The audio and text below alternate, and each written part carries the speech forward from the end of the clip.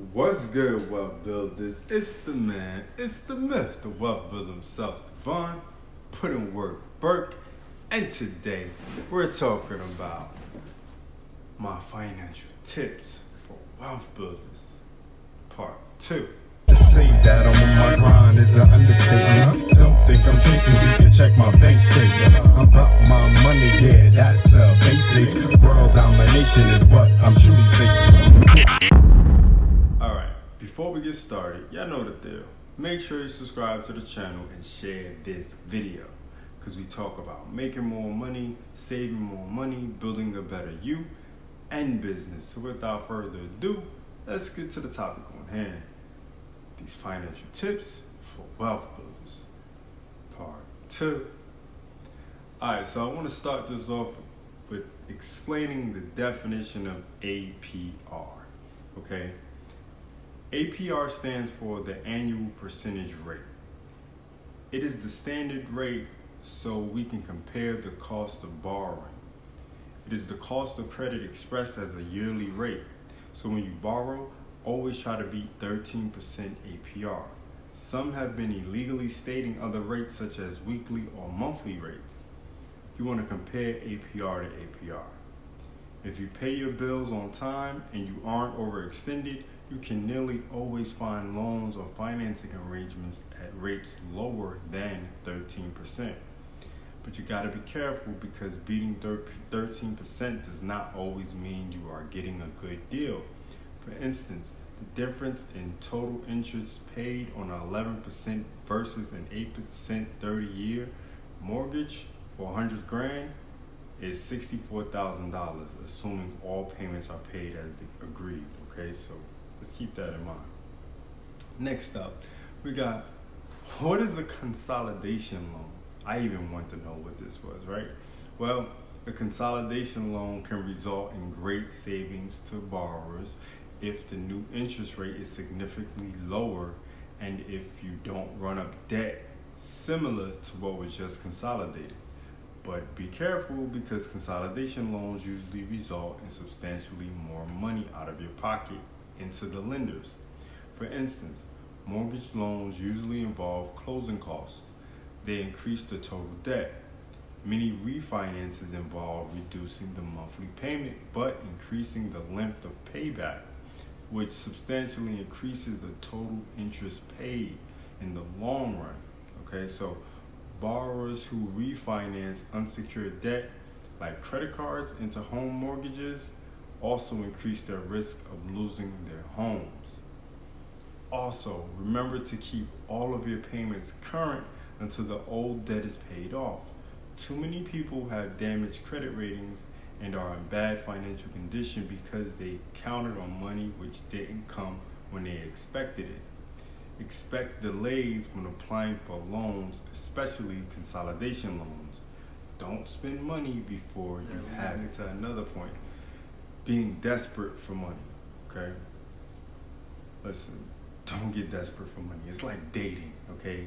Desperate woman or desperate man does not look good, all right? The more desperate you are, the less likely you are to get a good loan or a good job or good anything, okay? Gotta stay away from desperation as much as you can. Next up, we got auto insurance. Keep your auto insurance current.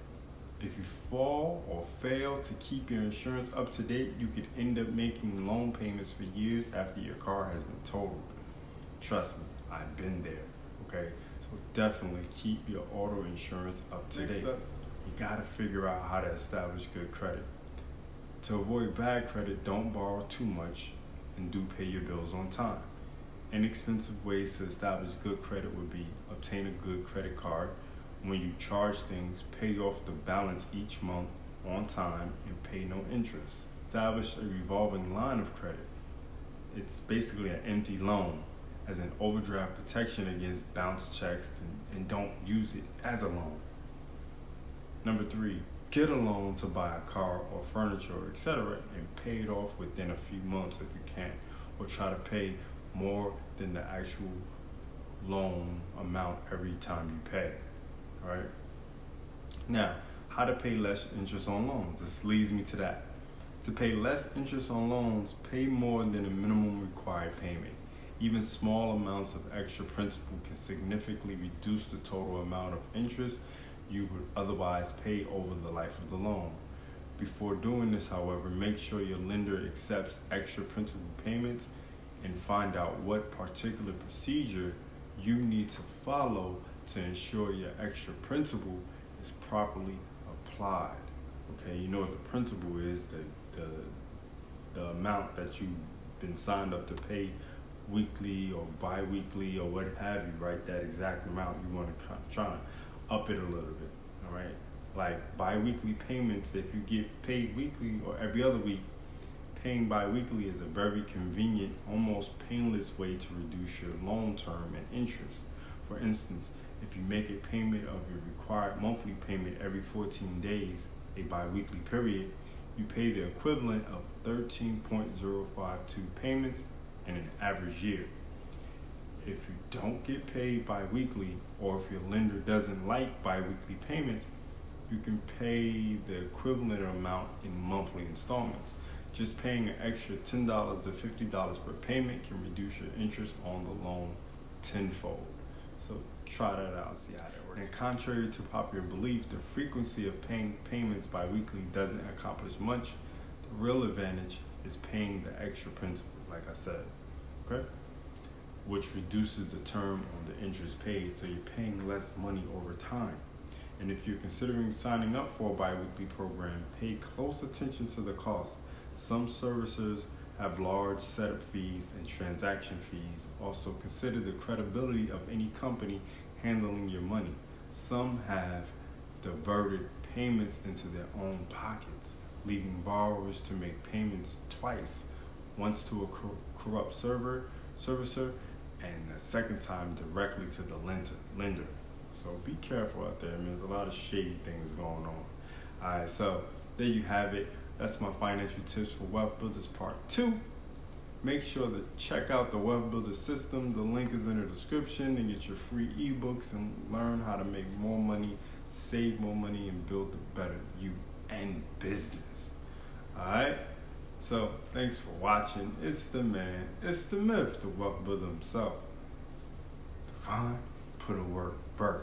Signing off for financial tips for Wealthbuilderz Part 2.